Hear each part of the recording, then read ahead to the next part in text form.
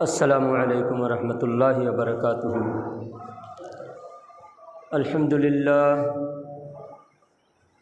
अल्हम्दुलिल्लाहि वहदह वस्सलातु वस्सलामु अला मन ला नबिय्य बअदह व अला आलिहि व अस्हाबिहि लज़ीना औफू अहदह।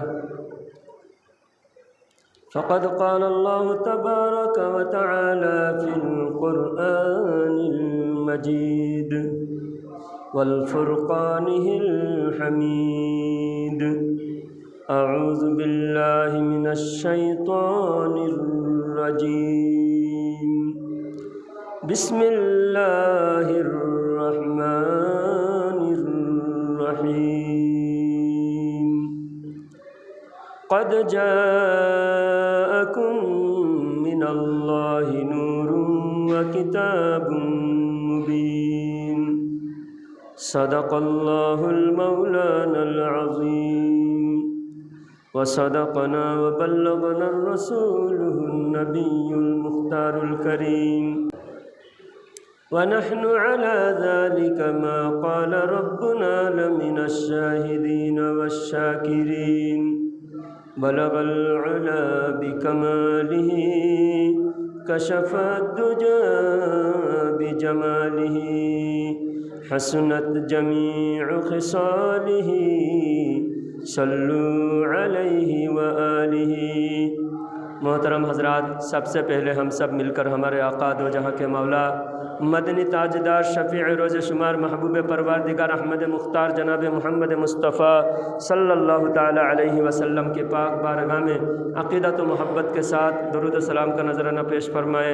अल्लाहुम्मा सल्लि अला सय्यिदिना मुहम्मदिन व अला आलि सय्यिदिना व मौलाना मुहम्मदिन व बारिक वसल्लिम सलातन व सलामन अलैका या रसूलल्लाह सल्लल्लाहु ताला अलैहि वसल्लम।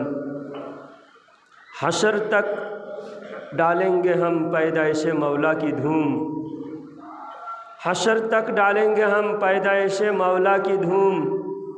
मिस्ल फ़ारस नजद के किले गिराते जाएंगे।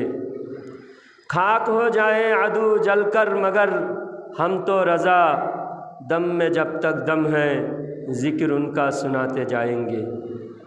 मोहतरम हज़रात, सरकार मदीना सल्लल्लाहु ताला अलैहि वसल्लम के मिलाद के महीना है।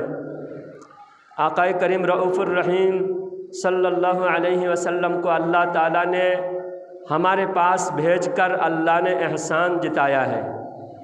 अल्लाह ने कुरान पाक में फ़रमाया कि यकीनन अल्लाह ने मोमिनों पर बहुत बड़ा एहसान किया है। तो जिनके ऊपर एहसान किया है वो एहसान मानते हैं और एहसान का शुक्रिया अदा करते हैं और खुश होकर खुशी का इजहार करते हैं।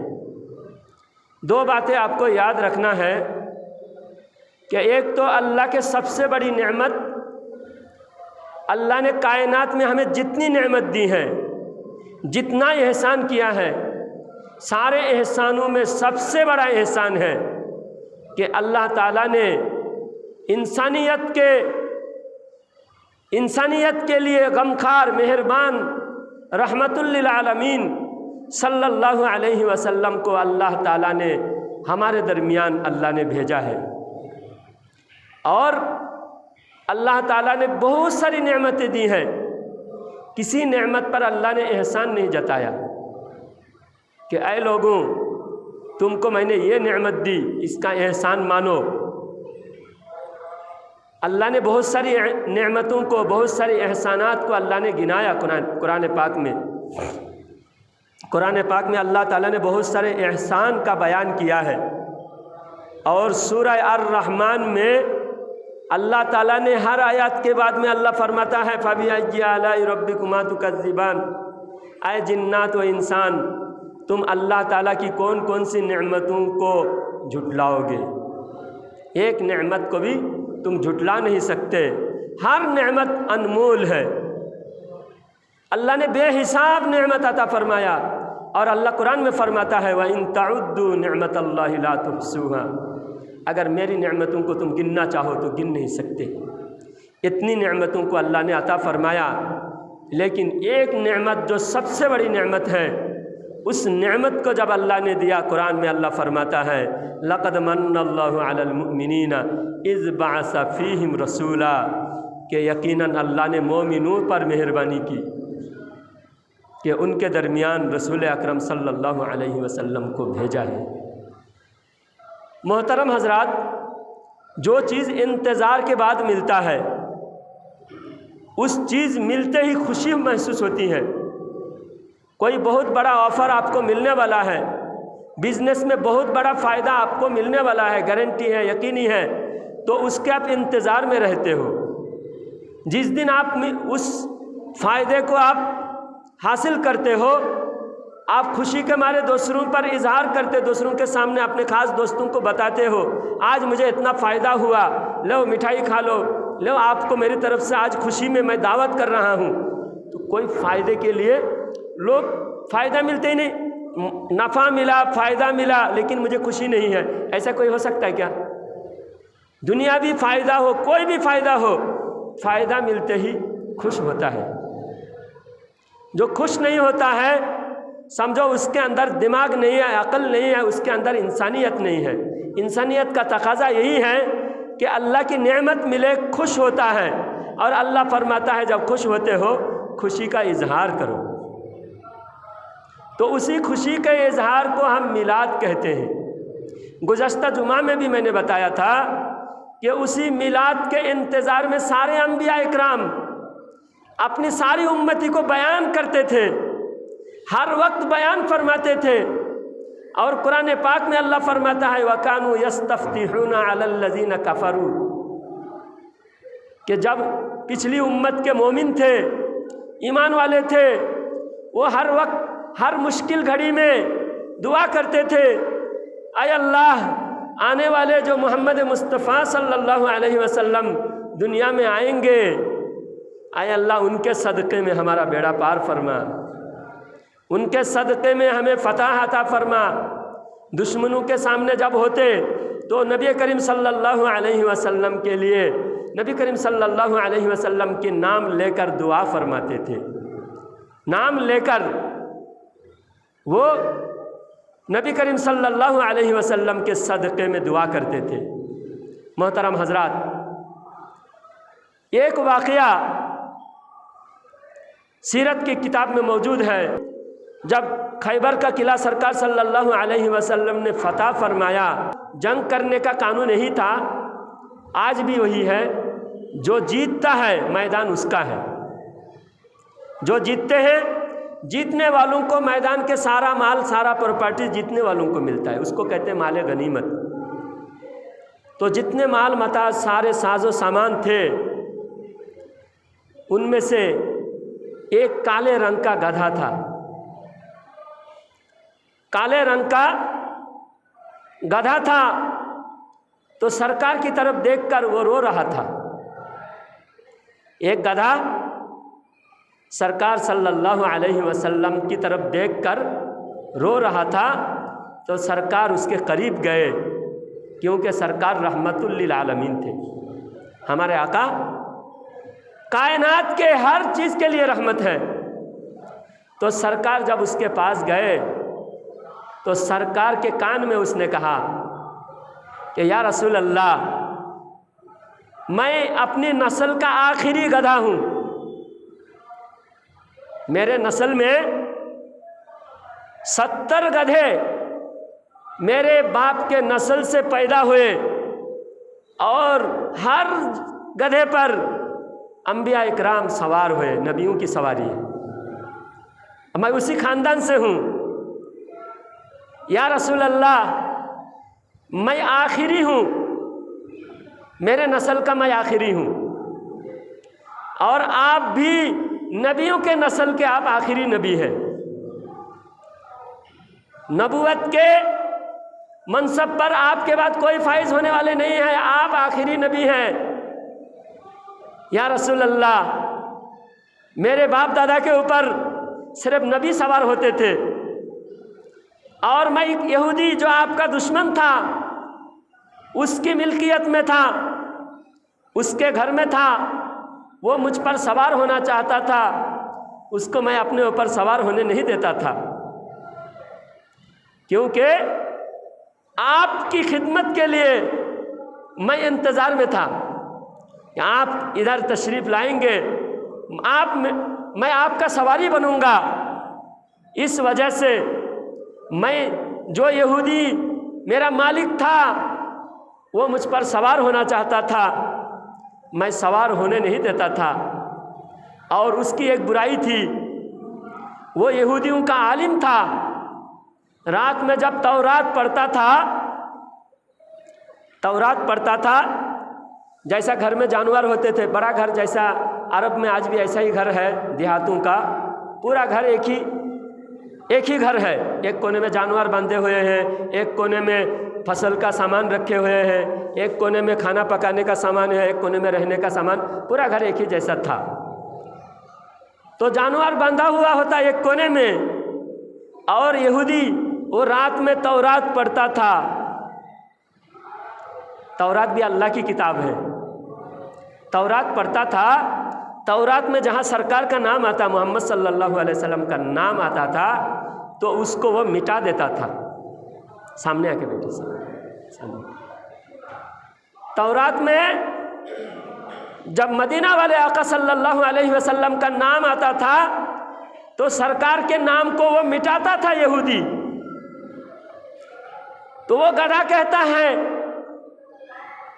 है या रसूल अल्लाह, वो यहूदी आपकी दुश्मनी में रात भर जब तौरात पढ़ता, तौरात में आपका नाम आता, तो आपके नाम को वो मिटा देता था तौरात से। और मैं सोचता, कल जब तुझे मेरे पास आएगा, मैं तुझे बदला लूँगा। मेरे करीब होता तो मैं कभी उसको लात मारता। जब वो मुझ पर सवार होना चाहता था, मैं उसको गिरा देता था, वो मुझे बहुत मारता। हर मार मैं आपकी मोहब्बत में बर्दाश्त किया हूँ। या रसूल अल्लाह, आज मुझे सवारी के लिए कबूल फरमा लीजिए, मैं आपकी सवारी बनना चाहता हूँ। तो सरकार सल्लल्लाहु अलैहि वसल्लम ने उसको कबूल फरमा लिया। उसका नाम रखा याफूर।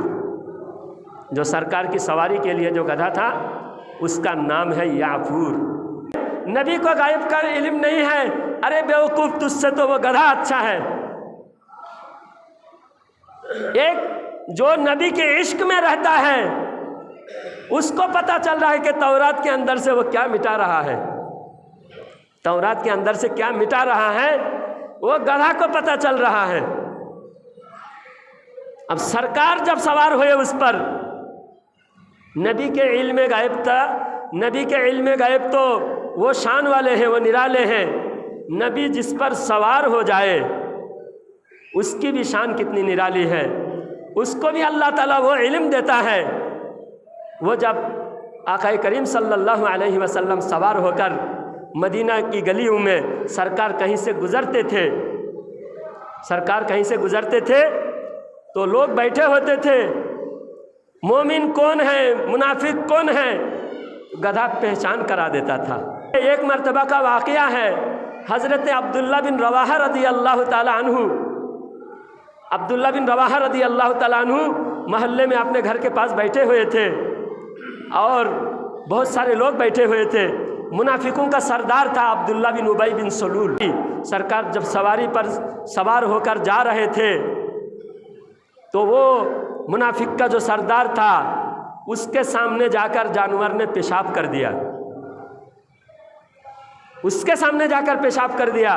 और उसकी आदत यही थी कि मुनाफिक के सामने जाके पेशाब करते, ताकि लोगों को पता चले कि ये मुनाफिक है।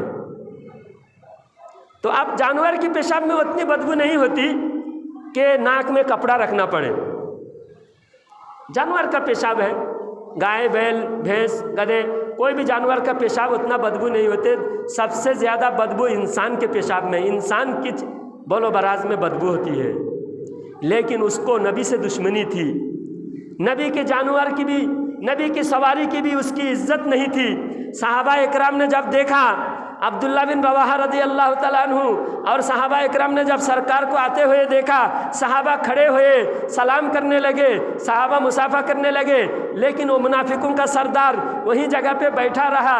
तो उसके सामने जब उसके सामने से गुज़र हुआ, तो जानवर ने पेशाब कर दिया, सवारी ने पेशाब कर दिया, तो उसने मुंह में कपड़ा रखा और कहा कि तुम्हारे जानवर की पेशाब की बदबू ने मुझे तकलीफ़ दी। उसने नबी की तरफ ये बात कहा कि तुम्हारे जानवर के पेशाब ने मुझे तकलीफ़ दी। अब बताइए, तौहीन, नबी की तौहीन उसने नहीं किया, नबी की जानवर की भी तौहीन नहीं किया, जानवर की पेशाब की तौहीन किया, लेकिन सहाबा को बर्दाश्त नहीं हुई। आज गुस्ताख को लोग रिश्तेदार बनाते हैं, गुस्ताख को लोग दोस्त बनाते हैं, उनके साथ याराना ताल्लुकात रखते हैं। आप बताओ, सहाबा इकराम की आदत अल्लाह कुरान में बयान फरमाता है, अशिद्दाउ अलल कुफ्फार रुहमाउ बैनहुम, वो मोमिनों पर मेहरबान है और काफिरों पर सख्त है। काफिर और गुस्ताख पर सहाबा इकराम इतने सख्त थे। अब्दुल्ला बिन रवाहा रज़ी अल्लाह तआला अन्हु ने जब सुना कि इसने नबी की जानवर की पेशाब की, इसने गुस्ताखी की, तौहीन की, जाकर एक तमाचा मारा उसको और कहा, वल्लाही बौलु हिमारुन नबी अत्यबु मिनका। उसने कहा, खबीस, नबी के सवारी के पेशाब तुझसे पाक है, तुझसे अच्छा है। यह है नबी का इश्क। मेरे अजीज, वो नबी के सवारी बनने पर उसको पता चल रहा है कौन मोमिन है, कौन मुनाफिक है। नबी जिस पर सवार हो जाए उसको अल्लाह इल्म गायब दे देता है, वो दिल की बात जानता है। आज कोई बड़ा मौलाना, कोई बड़े मुफ्ती नहीं जानता है कौन मोमिन है, कौन मुनाफिक है, लेकिन नबी जिस पर सवार हो जाए उसका इल्म का ये आलम है, तो नबी के इल्म का क्या आलम होगा। आका सल्लल्लाहु अलैहि वसल्लम ने वफ़ात फरमाया। उस दिन हर इंसान को गम था, लेकिन जो सरकार से इश्क फरमाया है, सरकार से इश्क फरमाया है, वो पूरा मदीना शहर दौड़ता रहा और इतना बेकरार बेचैन होके रो रो के दौड़ता रहा। आखिर एक कुआं में जाकर उसने अपनी जान दे दी सरकार की इश्क में, सरकार की मोहब्बत में। एक कुआं में गिरकर उसने जान दे दी। सरकार के जुदाई का ये गम था उसके अंदर। एक सहाबी हज़रत अब्दुल्ला बिन ज़ैद रज़ी अल्लाह तआला अन्हु, अब्दुल्ला बिन ज़ैद अंसारी रज़ी अल्लाह तआला अन्हु मदीना के बाहर खेत में काम करते थे, मदीना के बाहर खेत में काम करते थे। उनको पता चला कि हुजूर बीमार हैं, हुजूर बीमार हैं और आखिरी वक्त है। तो हज़रत अब्दुल्ला बिन ज़ैद अंसारी रज़ी अल्लाह तआला अन्हु मदीना से दौड़ते हुए, बाहर खेत में थे, जंगल में थे, दौड़ते हुए मदीना शहर आए। आकर सरकार की बारगाह में जब पहुँचे तो सरकार चादर ओढ़े हुए थे, सिर्फ तलवा नज़र आ रहा था, सरकार का तलवा। तो उनके दिल तो चाहता था कि सरकार के चेहरे को देखूं, सरकार के चेहरे का मैं दीदार करूं, लेकिन अगर चादर हटाएंगे सरकार की नींद में खलल हो जाएगी, सरकार की नींद टूट जाएगी। तो उनको ये गवारा ना हुआ कि मैं सरकार के चादर उठाकर चेहरे को देखूं। तो सरकार की तलवा को ही देखते रहे, देखते रहे, देखते देखते तलवा की मोहब्बत में, सरकार की तलवा के हुस्न में गुम हो गए और बहुत देर तक गौर से देखते रहे। जब तलवा का हुस्न का ये आलम है तो चेहरे का आलम क्या होगा। जिस चेहरे की शान व अज़मत की अल्लाह ताला कसम इरशाद फरमाता है, वद्दुहा वल्लैलि इज़ा सजा। वद्दुहा से मुराद मुफस्सिरीन फरमाते हैं सरकार का चेहरा। आला हज़रत फरमाते हैं, काफ गेसु हादिहन या अब्रू आँखें ऐन साद, काफ हा या ऐन साद, उनका है चेहरा नूर का।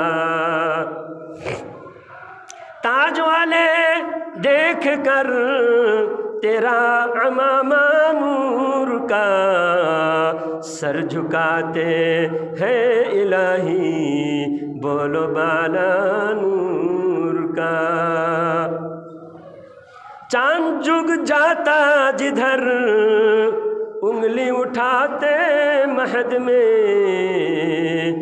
चांद झुक जाता जिधर उंगली उठाते महद में, क्या ही चलता था इशारों पर खिलौना नूर का। आला हजरत फरमाते हैं कि अल्लाह ने कुरान में जो काफ हा या आइन साद फरमाया है तो इससे सरकार का चेहरा मुराद है। काफ गेसू जो जुल्फ है सरकार के बाल मुबारक, तो ऐसा सामने आकर पीछे की तरफ जरा खम था, जरा ऊपर की तरफ मुंडा हुआ था, ऊपर मुड़े हुए थे सरकार के बाल मुबारक, जिसको काफ, जैसा काफ लिखते हैं हम, काफ इस तरह काफ है सरकार के बाल मुबारक। हाँ, जो गोल हा होता है वो सरकार के मुंह मुबारक है। अल्लाह ने कुरान में सरकार के चेहरे को अल्लाह ताला ने कुरान में याद फरमाया है।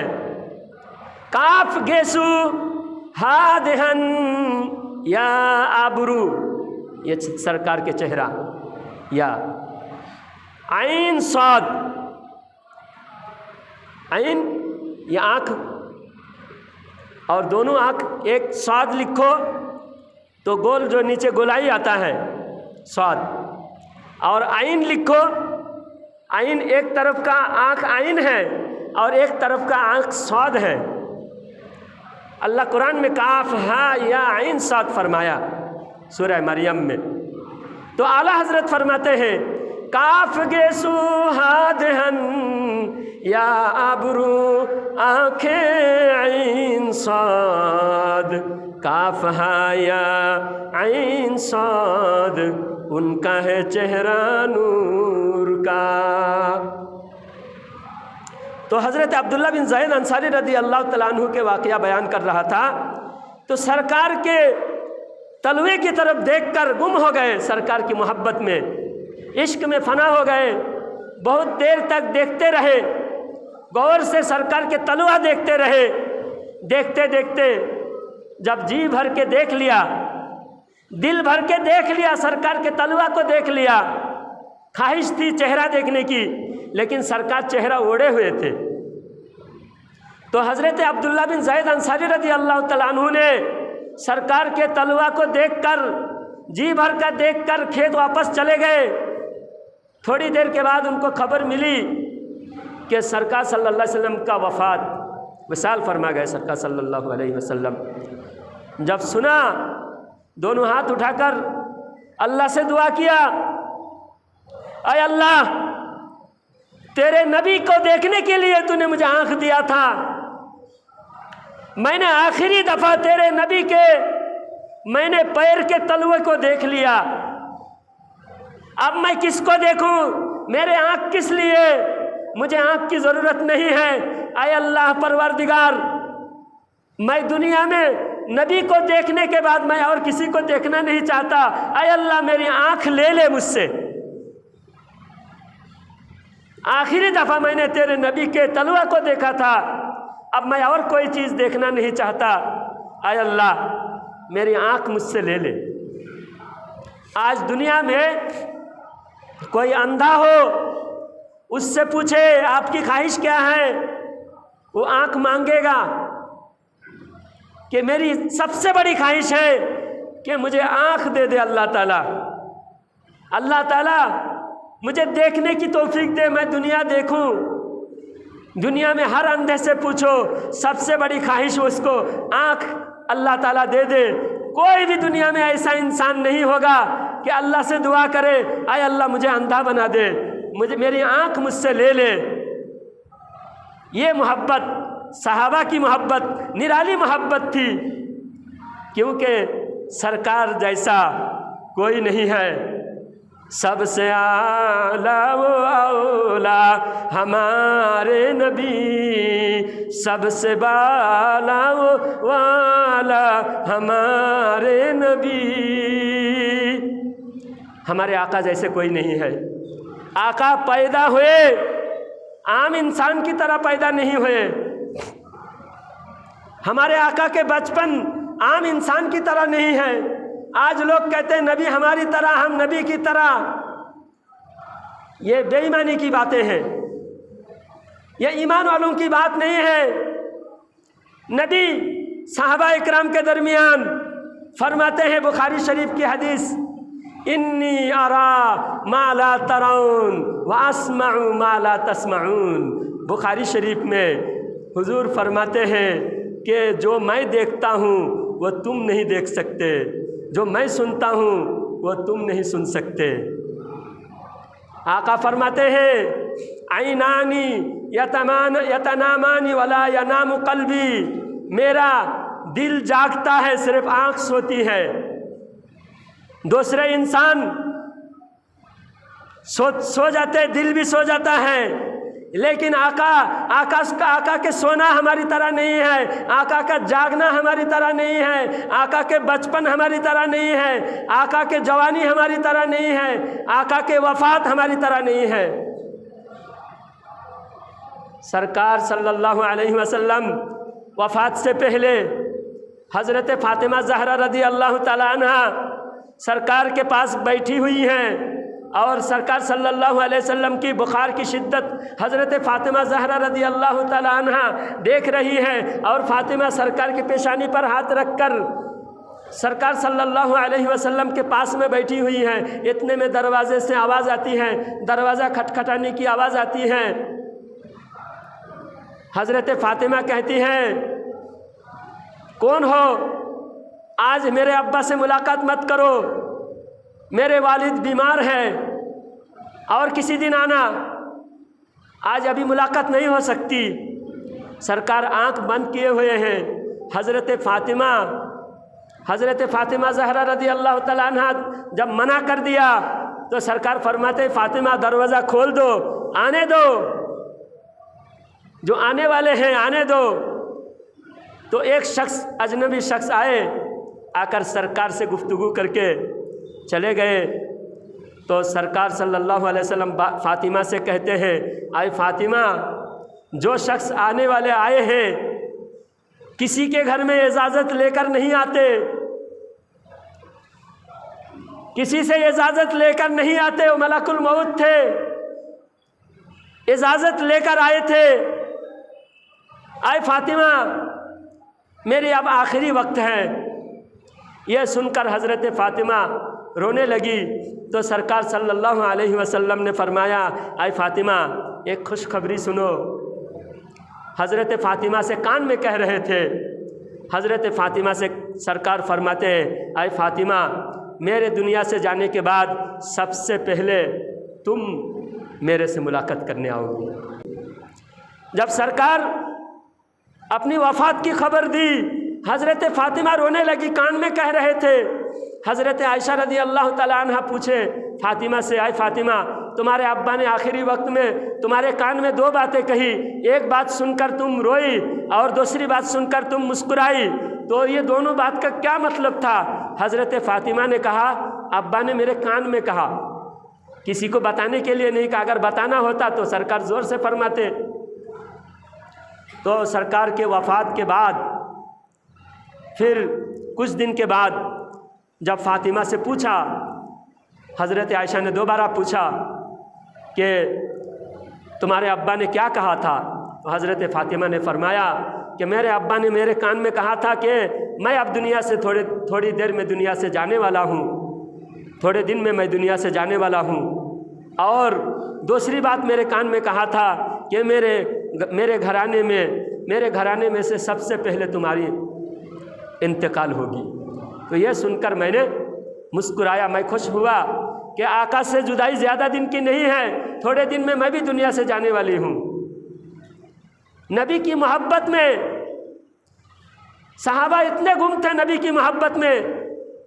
हज़रत उस्मान गनी रज़ी अल्लाह तआला अन्हु को पूरे 4000 दुश्मनों ने उनका घर घेर लिए और दुश्मन उनके घर के अंदर आके हमला करने की नौबत में थे।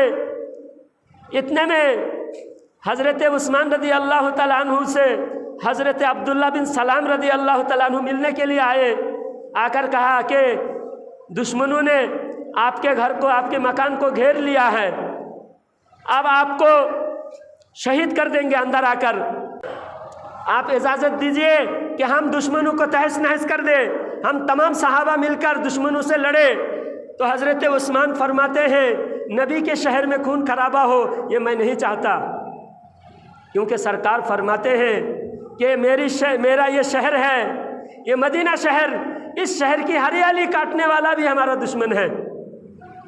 इस शहर का घास भी कोई नहीं ना काटे, कोई हरा दरख्त भी ना काटे। जिस शहर में अल्लाह ताला ने कुरान में फरमाता है ला उक़सिमु बिहाज़ल बलद व अंत हिल्लुम बिहाज़ल बलद, ऐ मेरे महबूब आपके कदमों के कसम, आप कदम लेकर जिधर जाए उस शहर की मैं कसम इरशाद फरमाता हूँ। तो कदम मदीना शरीफ में तशरीफ़ लाए, जो शहर का नाम यसरब था, बीमारी का गांव था, वो शहर मदीना तैयबा खा के शिफा हो गई। उस शहर में मैं लड़ाना नहीं चाहता, मेरी वजह से लोग आपस में लड़े और नबी के शहर में खून खराबा हो मैं नहीं चाहता। हज़रत उस्मान वफ़ात के वक्त में शहीद होने से पहले हज़रत उस्मान कहते हैं, हज़रत अब्दुल्ला बिन सलाम रज़ी अल्लाह तआला अन्हु से कहते हैं, अय अब्दुल्ला बिन सलाम सुनो, थोड़ी देर पहले मेरे आका ख्वाब में मेरे पास तशरीफ़ लाए थे, ख्वाब में तशरीफ़ लाए थे और आका ने फरमाया अय उस्मान तुमको 2 ऑफ़र देता हूँ, 2 ऑप्शन है तुम्हारे लिए, तुम अगर हुकूमत करना चाहते हो तो तुमको मदद की जाए, तुमको कामयाब कर दिया जाए, दुश्मनों को हलाक कर दिया जाए, और दूसरा ऑप्शन है तुम रोज़े से हो, इफ्तार से पहले तुम्हारी शहादत हो जाए और इफ्तार हमारे साथ आकर करना। तो हज़रत उस्मान ने कहा या रसूल अल्लाह आपसे बढ़कर मुझे कोई दौलत नहीं चाहिए, आपसे मिलना ये सबसे बड़ी मेरी ख्वाहिश है, सबसे बड़ी तमन्ना, मैं दुनिया से चला जाऊं, मैं शहीद हो जाऊं, उसके बाद फ़ौरन आपके साथ आकर इफ्तार करूं। ज़िंदगी सहाबा को ज़िंदगी प्यारी नहीं थी, सबसे ज़्यादा मोहब्बत आका की मोहब्बत थी, आका की सबसे ज़्यादा सहाबा को ख्वाहिश, सहाबा की तमन्ना सरकार से मुलाकात करना, सरकार का चेहरा देखना। हज़रत अब्दुल मुत्तलिब सरकार का दादा देख रहे थे कि काबा झुक रहा है और इस अंदाज में झुक रहा है कि जैसा कि सिजदा कर रहा है। खाना काबा पूरे दीवार एक तरफ झुक रहा है। तो अब्दुल मुत्तलिब घबरा कर खाना काबा के एक खंबा पकड़ लेते हैं और पकड़कर अब्दुल मुत्तलिब अल्लाह से दुआ करते हैं परवरदिगार कोई अजाब नहीं आया हो, क्योंकि काबा अगर गिर गया तो दुनिया में अजाब आ जाएगा। तो थोड़ी देर के बाद काबा एकदम झुका और झुककर फिर सीधा हो गया और गायब से आवाज़ आई फ़वलदल हबीबिल मुख्तार। अब्दुल मुत्तलिब बैठकर दुआ मांग रहे थे, गायब से आवाज़ आई कि अल्लाह के महबूब वो महबूब पैदा हुए जिनके सदक़े में काबा को बुतों से पाक कर दिया जाएगा और सारे लोगों को एक अल्लाह की इबादत की तरफ मुतवज्जो फरमाएंगे और सारी दुनिया में जिनकी हुकूमत होगी वो महबूब तशरीफ़ लाए। तो अब्दुल मुत्तलिब गौर से देख रहे थे कि जिस घर में सरकार की विलादत हो रही थी वो घर की तरफ काबा झुका, जिसकी सिजदे को मेहराब काबा झुका, उस ज़बीन सआदत पे लाखों सलाम। इसीलिए हम कहते हैं, इसीलिए आला हज़रत ने फरमाया हाजियों आओ शहंशाह का रौज़ा देखो, काबा तो देख चुके, काबे का भी काबा देखो। हम काबे की तरफ झुककर नमाज पढ़ते हैं, लेकिन काबा जिनकी मोहब्बत में झुके हैं वो हमारे आका सल्लल्लाहु अलैहि वसल्लम की तरफ।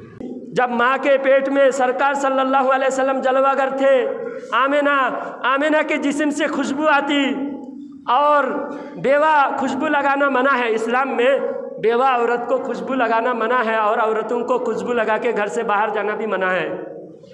तो आमिना के जिस्म से खुशबू आती हैं तो पूरे मक्का की औरतें आमिना को आकर कहती हैं कि आमिना तू खुशबू क्यों लगाती है? हज़रत आमिना कहती है मैं खुशबू नहीं लगाती, अल्लाह की कसम मैं खुशबू नहीं लगाती। ये जो अमानत मेरे पेट में मौजूद है वो खुशबू मुझे महसूस हो रही है। जब आमिना कुआं के पास पानी के लिए झुकती है तो कुआं का पानी उबल कर आमिना के हाथ पे आ जाता है। आमिना से कुआं के पानी से आवाज़ आती है, ऐ आमिना, तुम्हारे जो औलाद होंगे, तुम्हारे जो बच्चे तुम्हारे पेट में हैं, उनके कदमों में सारी दुनिया झुकेगी, तुम पानी के लिए झुको। ये पानी की शान नहीं है, पानी तुम्हारे हाथ में आ जाता है। हज़रत आमिना एक मर्तबा घर में बैठी हुई थी तो एक बुज़ुर्ग घर के कोने में अचानक एक बुज़ुर्ग नमूदार हुए नज़र आए। हज़रत आमिना घबरा कर, अचानक एक बुज़ुर्ग आदमी, दाढ़ी सफ़ेद, बड़े नूरानी चेहरा, हज़रत आमिना देखकर घबरा गई। तो हज़रत आमिना से वो बुज़ुर्ग कहते हैं कि आई बेटी आमिना, घबराने की ज़रूरत नहीं है, तो तुम्हारे जो बच्चा दुनिया में तशरीफ़ लाने वाले हैं उनको मैं सलाम करने के लिए आया हूँ। मैं सारे इंसान का बाप हूँ, मैं हज़रत आदम हूँ, मैं तुम्हारे बेटे को सलाम करने के लिए आया हूँ। कभी हज़रत और कोई बुज़ुर्ग नूरानी चेहरा नज़र आते हैं। हज़रत आमिना कहती हैं, एक मर्तबा मैंने जब ये ख्वाब का वाक़या औरतों के पास बयान किया तो मक्का की औरतों ने मुझे कहा कि तुम्हारे ऊपर जीन का असर हो गया है। एक जो पंडित है, एक पुजारी है, वो तुमको एक लोहे का कड़ा जो है, एक जादू का कड़ा देगा, उसको पहन लो तो तुम्हारे ऊपर जिन्नात का साया, जादू का साया तुमसे छूट जाएगी। तुमको ये नए नए ख्वाब पड़ रहा है, हो सकता है तुम्हारे ऊपर कोई जिन का साया हो, कोई जादू हुआ हो, तो तुम ये लोहे का कड़ा पहन लो। तो पंडित के पास जाकर वो लोहे का कड़ा हज़रत आमिना पहनकर घर में आती हैं। घर में आकर जब सो जाती हैं, रात में एक नूरानी चेहरे वाले बुज़ुर्ग नज़र आते हैं। आमिना घबरा जाती हैं, वो कहती हैं, अय बुज़ुर्ग अल्लाह वाले, क्यों मेरे ऊपर गुस्सा कर रहे हो? वो बुज़ुर्ग कहते हैं, आय आमिना, तू जिनकी माँ है वो कायनात का शहंशाह है, हर बेसहारों का सहारा है, उनकी माँ होकर तू लोहे के कड़े से हिफाजत मांग रही है। एक पंडित के पास से तू लोहे के कड़ा लाकर पहनकर उनकी हिफाजत मांग रही है, ये बहुत शर्म की बात है। आय आमिना, इसको हाथ से निकाल दे। ये कहकर वो बुज़ुर्ग हाथ पर मारते हैं और लोहे का कड़ा टूट के टुकड़ा टुकड़ा होकर गिर जाता है। और हज़रत आमिना ख्वाब से बेदार होकर देखती है कि लोहे के कड़ा मौजूद है, गिरा हुआ है, टुकड़ा टुकड़ा होकर गिरा हुआ है। इस तरह के बेशुमार चीज़ें हज़रत आमिना सरकार सल्लल्लाहु अलैहि वसल्लम के पैदा होने से पहले सरकार के मोजज़ात का ज़ुहूर होता है। सरकार सल्लल्लाहु अलैहि वसल्लम उस जिस वक्त पैदा हुए उस मक्का शहर में, उस वक्त का ये मक्का शहर में मक्का वालों की ये आदत थी, दूध पिलाने के लिए बच्चे को देहात में भेज देते थे, गांव में भेज देते थे दूध पिलाने के लिए। और बचपन का ज़माना मक्का शहर के बाहर गुजारते थे मक्का के बच्चों को, क्योंकि मक्का शहर में हर शहर का लोग आते थे और हर भाषा मिक्स होकर ओरिजिनल प्योर अरबी भाषा मक्का शहर में नहीं था। और देहात में बनु साइदा का भाषा प्योर अरबी भाषा था। इस वजह से सरकार सल्लल्लाहु अलैहि वसल्लम को बनु साइदा भेजा गया और बनु साइदा के लोग मक्का में आकर बच्चों को परवरिश करने के लिए लेके जाते थे। 2 साल 3 साल परवरिश करके फिर माँ बाप को वापस लौटाते थे और 2-3 साल 4 साल जब तक भाषा ज़ुबान न सीख जाए। तो इसलिए प्योर अरबी भाषा सिखाने के लिए मक्का वालों का ये तरीका था कि बच्चा पैदा होते ही फ़ौरन देहात में भेज देते और देहात से औरतें आती थी बच्चों को ले जाने के लिए। और मालदार के बच्चों को सब लेने की ख्वाहिश करते थे, क्योंकि मालदार के बच्चे पैसा वाले हैं, ज़्यादा पैसा देंगे, नजराना ज़्यादा देंगे, बच्चों की परवरिश का फीस ज़्यादा देंगे। इस वजह से मालदार के बच्चों की ख्वाहिश करते थे। सरकार सल्लल्लाहु अलैहि वसल्लम की विलादत होने के बाद सरकार सल्लल्लाहु अलैहि वसल्लम ने हज़रत सुवैबा का दूध पिया। सबसे पहले हज़रत सुवैबा का दूध पिया, उसके बाद हज़रत आमिना का दूध पिया। उसके बाद 2-3 दिन के बाद सरकार सल्लल्लाहु अलैहि वसल्लम को लेने के लिए बहुत सारे औरतें आई और हलीमा सादिया रज़ी अल्लाह तआला अन्हा वो कहती है कि मेरी गुर्बत का आलम था, मैं बीमार रहती थी और मेरे एक बच्चा है, खुद उनका भी एक बच्चा था सरकार की उम्र का, अब्दुल्ला नाम था उनका भी। तो हज़रत हलीमा सादिया कहती है मेरे घर में चंद बकरियां थी, कर एक खच्चर पर सवार होकर मैं मक्का शहर आ रही थी, मेरे शौहर भी थे और दोनों हम जो सवारी पर सवार होकर हम आ रहे थे, हमारी सवारी बहुत कमज़ोर थी और बाकी जो हमारे साथ के लोग थे वो हमारे इंतज़ार किए बिना वो जल्दी जल्दी मक्का शहर पहुंच गए। हमारी सवारी सबसे पीछे रही क्योंकि सवारी में उतनी ताकत नहीं थी। जब हम पहुँचे मक्का में बहुत सारे लोगों के घर पहुँचे, हमें कोई बच्चा नहीं दिया क्योंकि हमारे हालात देखकर लोग समझे इनके घर में बच्चा जाएगा तो बच्चा भूखा रहेगा, बच्चों को अच्छे परवरिश नहीं कर पाएंगे, तो लोग हमें बच्चा नहीं दे रहे थे। और सरकार मदीना सल्लल्लाहु अलैहि वसल्लम सरकार के घर में भी जो भी औरतें आती थी बच्चा लेने के लिए, तो सरकार को देखकर हर औरत पूछती थी इसका अब्बा कौन है, तो बोलते अब्बा का इंतकाल हो गया।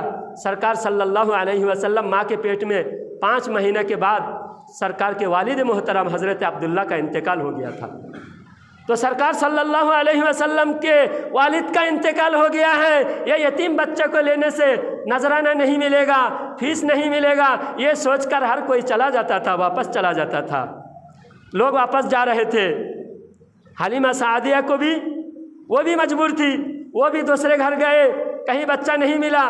क्यों? हलीमा सादिया उनकी किस्मत का सितारा चमक उठा। उनके किस्मत का सितारे में अल्लाह ने किस्मत में लिख रखा है कि वो सरकार की परवरिश करेंगे, सरकार की खिदमत करेंगे। तो जब हलीमा सादिया पहुँचे, सरकार के चेहरा देखते ही सरकार के चेहरे में इतना कशिश थी, हलीमा सादिया फिदा हो गई और सरकार भी हज़रत हलीमा सादिया की तरफ देखकर सरकार ने मुस्कुराया। जब मुस्कुराया हलीमा सादिया खुश हो गई, बोले बच्चा मुझे दे दो, मैं लेके परवरिश करके तुमको वापस लौटाऊंगी। तो बीबी आमिना रज़ी अल्लाह तआला अन्हा सरकार के चाचा, सरकार के दादा हलीमा सादिया के सुपर्द कर दिया सरकार सल्लल्लाहु अलैहि वसल्लम को। हलीमा सादिया फरमाती है मेरे थन में दूध नहीं था, दूध सूख गई थी, मेरे बच्चे भी भूखे रहते थे, लेकिन सरकार को लेकर मैंने जब दूध पिलाने लगी तो मेरा थन दूध से भर गया। सरकार भी पिया और मेरा बेटा जो भूखा था वो भी पिया। और जिस जानवर पर हम सवार होकर आए थे, आने के वक्त में हमारे जानवर चलने लायक नहीं थे, चलने लायक नहीं था वो जानवर पर हम सवार होकर आए थे। जाने के वक्त में जब अब सरकार को सवारी पर सवार किया, सवारी को भी जोश आ गई, सवारी जोश और जज्बात के साथ सबसे आगे निकल गई। तो लोग कहते हैं आमिना को, हलीमा सादिया को लोग पुकार के कहते हैं ऐ हलीमा सादिया तुमने सवारी बदल दी। हलीमा सादिया कहती है सवारी नहीं बदले बल्कि सवार बदल गया है। पहले तो इस पर हम सवार होकर आए थे, आज इस पर कायनात के शहंशाह सवार है। हलीमा सादिया जब घर लेके गए सरकार को, सरकार के कदम, सरकार घर में जलवा अफरोज होते ही हलीमा सादिया के सारे जानवर, जितने बकरियां थी, जितने ऊँट थे, सब तंदुरुस्त हो गए। सरकार घर में जाते ही हलीमा सादिया के सारे जानवर तंदुरुस्त हो गए। आसपास के लोग कहते हैं कि हलीमा सादिया तुम्हारे पास पैसा ज़्यादा हो गया, रात भर तुम्हारे घर में चिराग जलता है, पूरे मोहल्ले के लोग चिराग बंद करके बुझा के सोते हैं और तुम्हारे घर में रात भर चिराग जलता है। तो हलीमा सादिया कहती है मेरे घर आमिना के लाल जिस दिन तशरीफ़ लाए उस दिन से मैं चिराग जलाना बंद कर दिया। चिराग घर में नहीं जल रहा है, सरकार के नूर से घर रोशन है। हलीमा सादिया एक मर्तबा देखती है कि सरकार उंगली झूला झूल रहे सरकार का और सरकार उंगलियों से खेल रहे हैं। गौर से देखा कि सरकार चांद से खेल रहे हैं। मुहद्दिसीन फरमाते हैं हमारे बच्चे, हम लोग मिट्टी के हैं और हमारे खिलौने बच्चे मिट्टी से खेलते हैं। हमारे बच्चे मिट्टी से खेलते हैं क्योंकि हम मिट्टी के हैं, हमारा खिलौना भी मिट्टी है। सरकार नूर के हैं और सरकार के खिलौना भी नूर का है। आला हजरत फरमाते हैं चांद झुक जाता जिधर उंगली उठाते महद में, चांद झुक जाता जिधर उंगली उठाते महद में, क्या ही चलता था इशारा पर खिलौना नूर का। जिधर इशारा करते चांद उधर जाता है। बचपन में सरकार सल्लल्लाहु अलैहि वसल्लम जब हलीमा सादिया के घर में 2 साल हुए, 2 साल होने के बाद मक्का में वापस माँ बाप के पास लौटाना था, लेकिन हलीमा की ख्वाहिश थी इतने बरकत वाले बच्चे हम वापस लौटाएंगे, इनकी जुदाई हमें बर्दाश्त नहीं है, किसी भी बहाने से हमारे घर रहे, किसी भी बहाने से सरकार हमारे घर में ही रहे। लेकिन कानून है जिनका बच्चा उनको घर में लौटाना है। मक्का वापस लेके आए। मक्का वापस लेके आए तो मक्का में बीमारी चल रहा था, प्लेग की बीमारी थी मक्का में। तो हलीमा बीबी आमिना रज़ी अल्लाह ताला अन्हा से कहती है कि बीबी आमिना मक्का में बीमारी है और 2-4 साल हमारे घर में रहे। तो आमिना कहती है ठीक है लेके जाओ। तो हम हलीमा सादिया और ज़्यादा खुश हो जाती है और सरकार सल्लल्लाहु अलैहि वसल्लम को वापस घर लेके आती, क्योंकि सरकार के कदम कदम में बरकत है, लम्हा लम्हा सरकार की बरकतें हलीमा सादिया देख चुकी थी। सरकार सल्लल्लाहु अलैहि वसल्लम एक दिन पूछते हैं, अरे अम्मी जान हमारे भाई लोग कहाँ हैं, हमारे भाई बहन कहाँ हैं? तो हलीमा सादिया कहती है कि तुम्हारे भाई तुम्हारी बहन जंगल में बकरियां चराने के लिए गए हैं। तो सरकार सल्लल्लाहु अलैहि वसल्लम फरमाते हैं कि अम्मी जान मैं भी भाइयों के साथ बकरी चराने के लिए जाना चाहता हूँ। नबी, सारे नबियों से अल्लाह ने बकरी चराया, सारे नबियों की सुन्नत है बकरी पालना, बकरी चराना। तो नबूवत को जो सिफात है, नबूवत की जो शान है, वो बचपन में ही सरकार सबसे पहले बकरी चराने से शुरू किया है। जब बकरी चराने के लिए मैदान में जाते और बच्चे खेलते, सरकार सल्लल्लाहु अलैहि वसल्लम देखकर खेल देखते, बच्चे कहते आप भी आकर हमारे साथ खेलो। तो सरकार फरमाते हैं मुझे अल्लाह ने खेलने के लिए नहीं भेजा है। सारे बकरियां वही मैदान में चरते, हलीमा सादिया की बकरियां भी उसी मैदान में चरते। बाकी बकरियां, सबके बकरियां सूखी हैं, सबकी बकरियां कमज़ोर हैं, हलीमा सादिया की बकरियां सब तंदुरुस्त हैं। लोग कहते हैं ए मेरे चरवाहू, तुम बकरी चराने जाते हो जहां हलीमा की बकरियां चरती हैं, तुम्हारी बकरी भी वहीं चरना, वहीं चराओ तुम भी अपने बकरियां। लोग कहते हैं हम भी वहीं चराते हैं, लेकिन हलीमा की बकरियां तंदुरुस्त हैं और हमारे बकरियां कमज़ोर है। तो यहाँ पर कोई मैदान में किसी घास का कमाल नहीं है, ये मदीना वाले कमली वाले आका सल्लल्लाहु अलैहि वसल्लम की कमाल है। सारे वो हलीमा सादिया के पूरे ख़ानदान बाद में मुसलमान हुए। जब इस्लाम का ऐलान हुआ, मक्का फ़तह हुआ, उस वक्त हलीमा सादिया के ख़ानदान वाले भी मुसलमान हुए। अज़ीज़ान मिल्लत इस्लामिया, हमारे आका सल्लल्लाहु अलैहि वसल्लम को अल्लाह ताला ने ये शान अता फ़रमाया है कि सारे नबियों को भी हमारे आका की सदक़े में अल्लाह ने नबूवत अता फ़रमाया। चुनाचे कुरान पाक में सूरह आले इमरान 4 नंबर पारे में, सूरह आले इमरान में 81 और 82 नंबर आयत है। मीसाक़न नबिय्यीन लमा आतैतुकुम मिन किताबिन व हिकमतिन सुम्मा जाअकुम रसूलुम मुसद्दिक़ुल लिमा मअकुम। अल्लाह ताला इरशाद फरमाता है कि अल्लाह ताला ने सारे नबियों के रूहों से वादा लिया, मीसाक लिया, एग्रीमेंट लिया।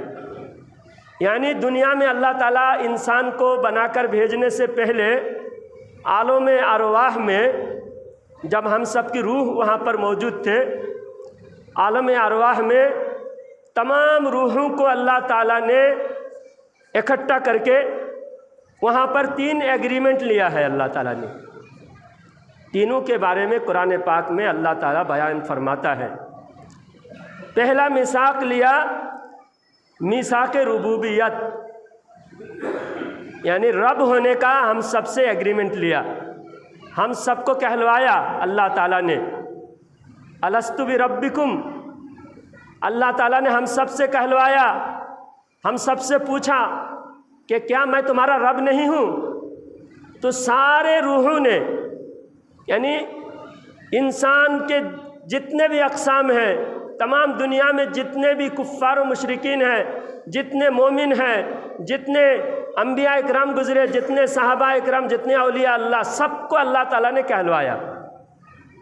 जब रब कहलवाने की बारी आई तो अल्लाह ताला ने मोमिन से भी कहलवाया, काफिर से भी कहलवाया, नेक से भी कहलवाया, गुनहगार से भी कहलवाया कि मेरे रब होने का तुम लोग वादा करो कि मैं तुम्हारा रब हूँ और दुनिया में जाने के बाद तुम मुझे रब मानोगे, ये वादा करो। सब ने वादा किया।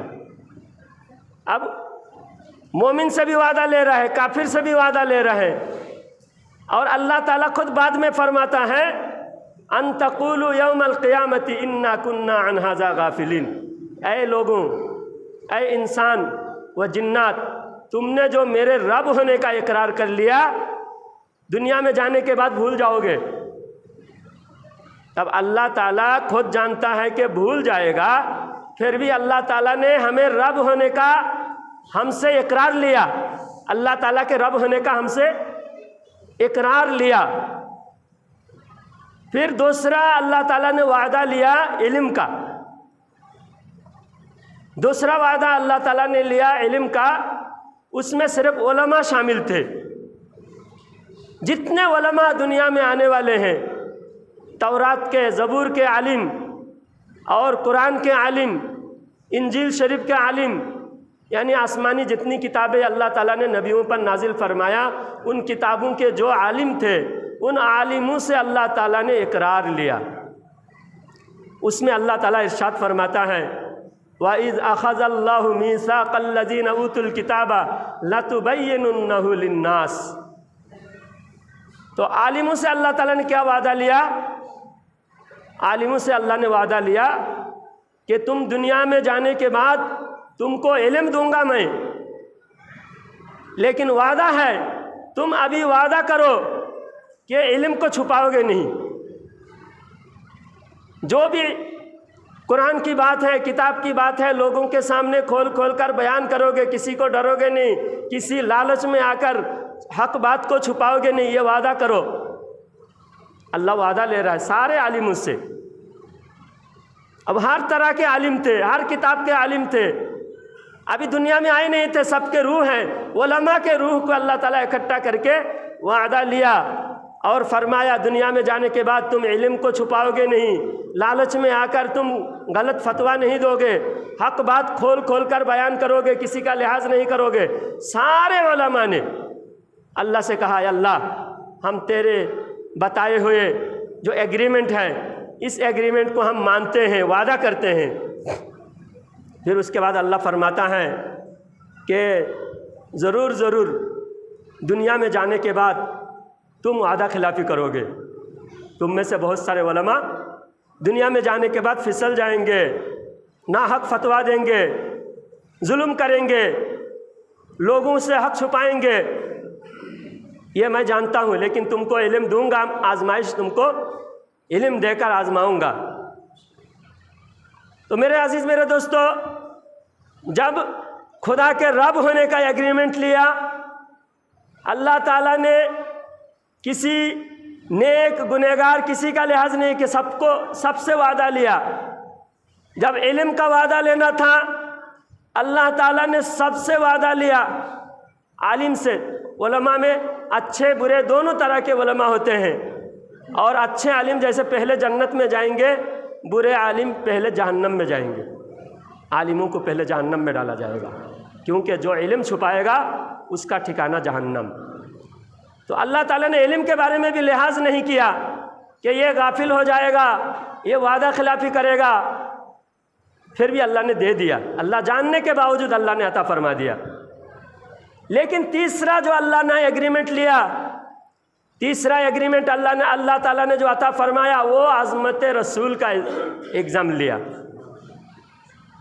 तीसरा जो एग्रीमेंट अल्लाह ताला ने लिया, मीसाक लिया, वो अल्लाह ताला ने अज़मत रसूल का एग्रीमेंट लिया। सरकार मदीना सल्लल्लाहु अलैहि वसल्लम की शान बताने के लिए, सरकार की शान व अज़मत को मानने के लिए अल्लाह ताला ने, उसमें अल्लाह ताला ने किसी गुनहगार को सेलेक्ट नहीं किया, किसी आलिम को, सिर्फ मामूली आलिम को सेलेक्ट नहीं किया, अल्लाह ताला ने किसी गैर मुस्लिम को सेलेक्ट नहीं किया। जैसा कि अल्लाह ने अपने रब होने के गवाही देने में अल्लाह ने सबसे दिलवाया। अल्लाह ताला ने इल्म का एग्रीमेंट जब लेना था सारे आलिमों से लिया, अच्छे आलिम से, बुरे आलिम से, सबसे लिया। लेकिन शान रिसालत इतने अजीम शान है, अज़मत मुस्तफ़ा इतनी अज़मत वाले हैं कि वहाँ किसी गुनहगार को शामिल नहीं किया, किसी खताकार को शामिल नहीं किया। सारे नबियों को, और नबी मासूम होते हैं, नबी का कोई गुनाह, कोई खता नहीं होता, नबी कोई गलती नहीं करते, नबी वादा खिलाफी नहीं करते, ताकि अल्लाह ताला हर चीज़ को बर्दाश्त कर सकता है। ये दिखाना था कि अल्लाह हर चीज़ को बर्दाश्त कर सकता है, लेकिन अज़मत मुस्तफ़ा में कोई गफलत अल्लाह बर्दाश्त नहीं कर सकता। जब नबी की अज़मत का अल्लाह ने वादा लेना था, वहाँ पर अल्लाह ताला ने सिर्फ नबियों के रूहों को जमा किया। 1.25 लाख नबियों को, कमोबेश 1.25 लाख नबियों के रूहों को अल्लाह ताला ने खिताब फरमाया। तो सूरह आले इमरान 3 और 4 पारे में सूरह आले इमरान है। सूरह आले इमरान के 81 और 82 नंबर आयत में अल्लाह इरशाद फरमाता है, लमा आतैतुकुम मिन किताबिन व हिकमतिन, तुमको किताब दूंगा, तुमको हिकमत दूंगा, नबूवत दूंगा, एक शर्त पर तुमको दूंगा। तो दूसरे नबियों को जो नबूवत मिली वो हमारे नबी के सदक़े में मिली। वइज़ अख़ज़ना मिनन नबिय्यीना लमा आतैतुकुम मिन किताबिन व हिकमा, तुमको नबूवत दूंगा, किताब दूंगा, एक शर्त पर दूंगा कि तुम्हारे बाद या तुम्हारे ज़माने में सुम्मा जाअकुम रसूलुम मुसद्दिक़ुल लिमा माअकुम, तुम्हारे ज़माने में या तुम्हारे बाद हज़रत मोहम्मद सल्लल्लाहु अलैहि वसल्लम को मैं भेजूँगा। अल्लाह क्या फरमा रहा है? हज़रत मोहम्मद सल्लल्लाहु अलैहि वसल्लम को तुम्हारे दरमियान या तुम्हारे बाद भेजूँगा। जब वो आएंगे तो तुम्हारा जो प्रचार है, तुम्हारा जो मिशन है, उसको उसी वक्त बंद कर देना। जब मेरे नबी मुस्तफ़ा जान रहमत सल्लल्लाहु अलैहि वसल्लम आएंगे, फ़ौरन तुम जो जिस कलमा की दावत देते थे, तुम्हारा कलमा उस वक्त बंद करके हज़रत मोहम्मद सल्लल्लाहु अलैहि वसल्लम के ताबे होकर, उनके ग़ुलामी हो करके, उनके मातहत में रहकर उनका कलमा का प्रचार करोगे, उनके कलमा की तबलीग करोगे। इस शर्त पर तुमको नबूवत दिया जा रहा है। सारे नबियों से अल्लाह ने कहा, मिन किताबिन व हिकमतिन सुम्मा जाअकुम रसूलुम मुसद्दिक़ुल लिमा माअकुम, तुम्हारे दरमियान रसूल को जब भेजूंगा तुम उनका काम करोगे। काला अक़ररतुम, क्या तुम इकरार करते हो? तो सारे नबियों ने, 1.25 लाख नबियों के रूहों ने, उन्होंने कहा क़ालू अक़ररना, हम इकरार करते हैं, हम एग्रीमेंट को मान लिए। तो फिर अल्लाह ताला फरमाता है, क़ाला फ़शहदू, तुम एक दूसरे के गवाह हो जाओ। व अना माअकुम मिनश शाहिदीन, मैं तुम सबका गवाह हूँ। कैसे अल्लाह ताला ने बहुत ज़बरदस्त और बहुत ताकीद के साथ एग्रीमेंट लिया। एक तो नबियों ने जब कह दिया कि हम मान लिए, फिर अल्लाह ने गवाह बनाया। इसका मतलब क्या है? अल्लाह तो खुद जानता है, अंबिया मासूम है, नबी खता नहीं कर सकते, नबी वादा से मुकर नहीं सकते। फिर अल्लाह वादा ले रहा है। अल्लाह फरमाता है तुम एक दूसरे का गवाह हो जाओ। ऐ मूसा, ऐ ईसा, ऐ इब्राहीम, हारून, ऐ दाऊद और सुलेमान, सारे नबी अलैहिमुस्सलाम, सबसे अल्लाह ताला ने कहा कि तुम एक दूसरे के गवाह हो जाओ। हर नबी सारे नबियों के गवाह हो जाओ। फिर अल्लाह फरमाता है मैं भी तुम सबका गवाह हूँ। तुम कोई अपने ज़माने में आकर अगर तुमने मेरे नबी मोहम्मद रसूलुल्लाह सल्लल्लाहु अलैहि वसल्लम के अगर उनका नाम का तुमने चर्चा नहीं किया, तो मैं तुम्हारा जो ये एग्रीमेंट है, एग्रीमेंट के ख़िलाफ़ करने का जो सज़ा है वो सज़ा दूंगा। फिर अल्लाह फरमाता है फ़मन तवल्ला बअद ज़ालिका फ़उलाइका हुमुल फ़ासिक़ून, अगर इस एग्रीमेंट का कोई भी खिलाफ होगा तो मैं उस मेरा नाफरमान में वो शामिल होगा। कोई नबी नाफरमान नहीं है। अल्लाह जानता है। फिर ये एग्रीमेंट का मकसद क्या है? सिर्फ हमारे नबी की शान बताना है। किसी नबी खता नहीं कर सकते, गुनाह नहीं कर सकते, खुदा के नाफरमानी नहीं कर सकते। सिर्फ हमारे आका की शान बताने के लिए अल्लाह ताला ने इस आयत के अंदर सारी ताकीदें इरशाद फरमाया है। तो इस वजह से सारे नबियों ने नबी के ज़माने में उनकी उम्मती को कलमा पढ़ाया। सारे नबियों ने कलमा पढ़ाया, ला इलाहा इल्लल्लाह। इब्राहिम खलीलुल्लाह, इब्राहिम अलैहिस्सलाम ने कलमा पढ़ाया। आदम अलैहिस्सलाम ने कलमा पढ़ाया, ला इलाहा इल्लल्लाह आदम सफ़ीउल्लाह। मूसा अलैहिस्सलाम ने कलमा पढ़ाया, ला इलाहा इल्लल्लाह मूसा कलीमुल्लाह। ईसा अलैहिस्सलाम ने कलमा पढ़ाया, ला इलाहा इल्लल्लाह ईसा रूहुल्लाह। हज़रत दाऊद अलैहिस्सलाम ने कलमा पढ़ाया, ला इलाहा इल्लल्लाह दाऊद खलीफतुल्लाह। हर नबी ने अपना कलमा पढ़ाया उम्मत को। हर नबी ने उम्मत को अपना कलमा पढ़ाया। लेकिन नबी क्या कलमा पढ़ते थे? नबी का कलमा, उम्मत का कलमा एक नहीं था। आदम अलैहिस्सलाम अपनी उम्मत को कलमा पढ़ाए, ला इलाहा इल्लल्लाह आदम सफ़ीउल्लाह। उम्मत को कलमा पढ़ाते थे, ला इलाहा इल्लल्लाह आदम सफ़ीउल्लाह। लेकिन आदम अलैहिस्सलाम खुद कलमा पढ़ते थे।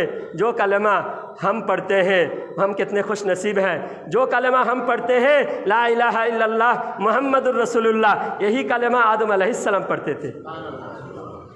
हज़रत इब्राहिम अलैहिस्सलाम अपनी उम्मत को कलमा पढ़ाए, ला इलाहा इल्लल्लाह इब्राहिम खलीलुल्लाह। लेकिन इब्राहिम अलैहिस्सलाम कलमा पढ़ते थे, ला इलाहा इल्लल्लाह मुहम्मदुर रसूलुल्लाह। मूसा अलैहिस्सलाम अपनी उम्मत को कलमा पढ़ाए, ला इलाहा इल्लल्लाह मूसा कलीमुल्लाह। लेकिन मूसा अलैहिस्सलाम खुद कलमा पढ़ते थे, ला इलाहा इल्लल्लाह मुहम्मदुर रसूलुल्लाह। जो कलमा हम पढ़ते हैं, हम गुनहगार पढ़ते हैं, वही कलमा मासूम नबियों को अल्लाह ताला ने दिया है। क्योंकि 1.25 लाख नबी अल्लाह के सामने एग्रीमेंट करके आए थे। और अल्लाह ने फरमाया, तुम्हारे ज़माने में अगर वो नबी आए, तुम अपनी उम्मत को उनकी शान बताना है। जब हज़रत आदम अलैहिस्सलाम की शान उम्मत ने देखा कि आदम को फरिश्तों से सिजदा करवाया, तो आदम की उम्मत ने कहा, आए आदम अलैहिस्सलाम आपकी इतनी बड़ी शान है, आपसे बड़े शान वाले और कोई नबी है? तो आदम अलैहिस्सलाम ने कहा, नहीं, मेरे औलाद में एक नबी होंगे जो सारे नबियों का सरदार होंगे, वो आएंगे। आने का चर्चा कब से है? सरकार के मिलाद का कब से चर्चा हो रहा है? आदम अलैहिस्सलाम से चर्चा हो रहा है। इब्राहिम अलैहिस्सलाम ने जब उम्मत को अपनी मोजज़ा बताया, इब्राहिम अलैहिस्सलाम आग को गुले गुलजार बना दिया, तो उम्मत ने कहा कि आपसे बढ़कर और किसी नबी की शान हो सकती है? तो हज़रत इब्राहिम अलैहिस्सलाम ने कहा, मेरे से बढ़कर जो शान वाले नबी है वो आने वाले हैं। उनका नाम मोहम्मद मुस्तफ़ा अहमद मुश्तबा सल्लल्लाहु अलैहि वसल्लम है, वो आने वाले हैं। मूसा अलैहिस्सलाम ने जब पत्थर से चश्मा जारी किया, दरिया के बीच में से रास्ता निकाला, उनकी उम्मत ने कहा कि आए मूसा, तुमसे बढ़कर कोई शान वाले नबी हैं? तो मूसा अलैहिस्सलाम ने कहा, मेरे शान उनके मुकाबले में कुछ भी नहीं। वो नबी रहमत मोहम्मद मुस्तफ़ा सल्लल्लाहु अलैहि वसल्लम आने वाले हैं। हर नबी सरकार के आने का चर्चा करते हुए गए दुनिया से। 1.25 लाख नबियों ने जब चर्चा किया, उनकी किताबों में दर्ज है सरकार की शान, और सरकार की शान सारे नबी की उम्मत को पता था। और हर नबी और उनकी उम्मत जब मुसीबत में होते थे तो अल्लाह ताला से दुआ करते थे, ऐ परवरदिगार, जो आने वाले नबी, शान वाले नबी मोहम्मद मुस्तफ़ा सल्लल्लाहु अलैहि वसल्लम जो आने वाले हैं, उनके सदक़े में हमारा बेड़ा पार फरमा। हर नबी दुआ करते हुए गए। एक वाक़या तारीख़ में गुज़रे हैं। अबू तालिब सरकार का चाचा, जब सरकार की उम्र 12 साल है, मुल्क शाम की तरफ तिजारत की गरज से अबू तालिब अपने भतीजा को, हमारे आका सल्लल्लाहु अलैहि वसल्लम को साथ ले गए मुल्क शाम में तिजारत करने के लिए। रास्ते में जब काफ़िला के साथ गुज़र हो रहा था, रास्ते के एक किनारे एक छोटा सा कमरा बना हुआ था। उस कमरे में एक ईसाई साधु रहते थे। एक ईसाई साधु उस कमरे में रहते थे और उस साधु ने देखा एक काफिला आ रहा है और उस काफिले के ऊपर अबर जो है साया करता हुआ आ रहा है। धूप है, सब जगह धूप है। वो काफिला जहाँ जितना नज़दीक आ रहा है ऊपर ऊपर से अबर साया करते हुए आ रहा है। आते आते एक झाड़ है रास्ते के किनारे, झाड़ के नीचे काफिला रुका और अबर भी वहीं रुक गया। तो वो ईसाई साधु देखकर अपने खादिम को कहा कि जाओ उस काफिला वालों को दावत करो, आज दोपहर का खाना हमारे यहाँ दावत खाएंगे वो। तो वो खादिम जाकर काफिला से कहा कि हमारे जो उस्ताद है, उस्ताद ने आप सबको दावत दिया है। तो सब लोग खुश हुए। सरकार सल्लल्लाहु अलैहि वसल्लम को अपने सामान के पास रखकर सारे काफिला वाले वो साधु के घर दावत खाने के लिए पहुँचे। अबू तालिब भी पहुँचे। तो जब आगे से वो झाड़ तक आ रहे थे काफिला, तो अबर साथ आ रहा था। जब वो झाड़ के पास से वो साधु के घर तक पहुंचने लगे तो अबर नहीं आ रहा है, अबर नहीं आ रहा है। तो सारे लोग जब घर पहुंचे तो साधु ने पूछा, आपके जितने लोग हैं सारे लोग आ चुके हैं? बोले हाँ, सब लोग आ चुके हैं। एक बच्चा जो है हमारे पास वो सामान की हिफाजत के लिए पास में रख के आए हैं। तो साधु ने कहा, उनके लिए ही तो मैंने दावत किया हूँ, जाओ उनको बुला कर लेके आओ। तो जब वो सरकार सल्लल्लाहु अलैहि वसल्लम को बुला कर लेके आए तो वो साधु उठकर सरकार सल्लल्लाहु अलैहि वसल्लम को मुसाफा करते हुए, मुआनका करते हुए, सरकार से गले मिलकर वो साधु जज्बाती होकर फरमाने लगे, अस्सलातु वस्सलामु अलैका या रहमतल लिल आलमीन। अय रहमत आलम, अय इमामुल अंबिया, नबियों के सरदार, आपके खातिर मैं 40 साल से इंतज़ार कर रहा हूँ। और सिर्फ मैं नहीं, मेरे उस्ताद यहाँ पर 400 साल पहले मकान बनाए। इस जो कोठी आप देख रहे हैं, ये छोटा सा कमरा देख रहे हैं, 400 साल पहले मेरे उस्ताद ने ये कमरा बनाया। और तौरात में उन्होंने पढ़ा था कि आखिरी नबी हज़रत मोहम्मद सल्लल्लाहु अलैहि वसल्लम इसी रास्ते से गुजरेंगे, मक्का में पैदा होंगे, मुल्क शाम की तरफ सफ़र करेंगे तिजारत के लिए, और इसी रास्ते से गुजरेंगे और इसी झाड़ के नीचे आराम फरमाएंगे। मेरे उस्ताद ने 400 साल पहले पढ़कर एक नज़र देखने के लिए, एक मुलाकात के लिए, उन्होंने 400 साल तक इसी कमरे में रात में आराम फरमाते और सुबह ही उठकर घर के छत के ऊपर जाकर शाम तक मक्के के रास्ते को तकते रहते, कोई काफिला आ रहा है। 400 साल उन्होंने इंतज़ार किया एक नज़र हमारे आका को देखने के लिए। वो जब इंतकाल होने लगे, मैं उनका खास शागिर्द हूँ, तो उन्होंने इंतकाल के वक्त मुझे कह कर गए, क्या मेरे शागिर्द, मेरा एक ही तुम्हारे से वादा है, तुम वादा करो कि तुम ज़िंदगी भर इसी कमरे में यहाँ गुजारोगे और सुबह शाम तक तुम मक्का की तरफ देखना तुम्हारा ड्यूटी है, और मक्का से जो भी काफिला आए उस काफिला में ढूंढना और पहचानना, और उनकी पहचान तौरात में, ज़बूर में ये लिखा हुआ है, पहचान के मुताबिक तुम उनको पहचानना है और उन तक मेरा सलाम कह देना है। तो जब 400 साल इंतज़ार करे सरकार की एक नज़र देखने के लिए, सरकार की उम्मती नहीं बन सके, सरकार तक सलाम नहीं पहुंचा सके, हम कितने खुश नसीब हैं मेरे भाई। वो 400 साल इंतज़ार किए सरकार को देखने के लिए, सरकार की उम्मत होने का उनको इतना शौक़ था, इनके इतना जज्बा था। आज हम बिन मांगे अल्लाह ताला ने हमारे आका की उम्मत में पैदा फरमाया।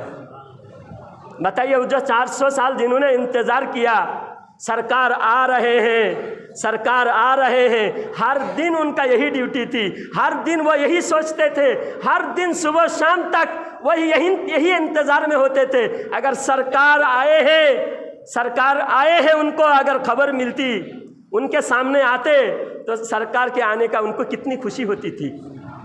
आज हम खुशी मनाते हैं, कहते कहाँ से साबित है? अरे भाई, खुशी मनाने का उनको सारी ज़िंदगी इंतज़ार था और वो मिलते तो कितना खुश होते थे।